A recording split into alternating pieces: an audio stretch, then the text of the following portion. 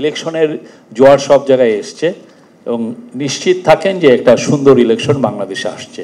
আমি বলবো যে শেখ হাসিনা বা আওয়ামী লীগের বিষয় সবার একটা স্পষ্ট বলতে হবে আমরা কি চাই। কারণ আজকেও আপনি দেখবেন যে সে বলছে যে যারা জুলাইয়ের আন্দোলন করেছেন সবাই টেরোরিস্ট। কি ভয়, সাইফুল ভাই উনি জুলাই আন্দোলনে ছিলেন, উনি টেরোরিস্ট। হাসান মাহমুদ ভাই হাসান আমির খসরু ভাই লাস্ট মোমেন্ট পর্যন্ত আন্দোলনে ছিলেন, ওনাকে অ্যারেস্ট করা হয়েছে, ওনারকে বলা হচ্ছে টেরোরিস্ট। আমরা যারা লেখালেখি করেছি আমরা সবাই টেরোরিস্ট। আপনি চিন্তা করেন, মানে উনি সেই এনায়েতুল্লাহ খান 1974 সালে লিখেছিলেন যে 65 মিলিয়ন কোলাবোরেটরস।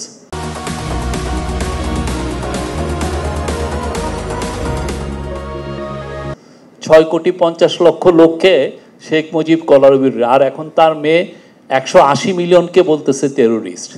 18 কোটি লোককে উনি টেরোরিস্ট বলে উনি ক্ষমতায় আসতে চাচ্ছেন। কি ভয়াবহ, উনি ওইটা বলতে, মানে আপনি টেরোরিস্ট শব্দটা বলাটা ইজি, কিন্তু টেরোরিস্ট মানে কি? আপনি যখন একজন লোককে আপনি টেরোরিস্ট বললেন তাকে আপনি হত্যাযোগ্য করছেন। মানে উনি চান 180 মিলিয়ন লোককে হত্যা করে উনি ক্ষমতায় আসবেন। না না, উনি আজকে আপনি উইয়নে জি নিউজের ওদের ইন্টারন্যাশনাল ওইখানে একটা ইন্টারভিউ দিয়েছেন, এইখানে উনি বলছেন যে এরা সব টেরোরিস্ট। এই বিষয়ে আমার মনে হয় পলিটিক্যাল পার্টিগুলো শক্ত একটা অবস্থান নিতে হবে, কেননা এটা আমাদের জন্য এক্সিস্টেন্সিয়াল থ্রেট। এই জায়গাটা কেউ আর আমার মনে হয়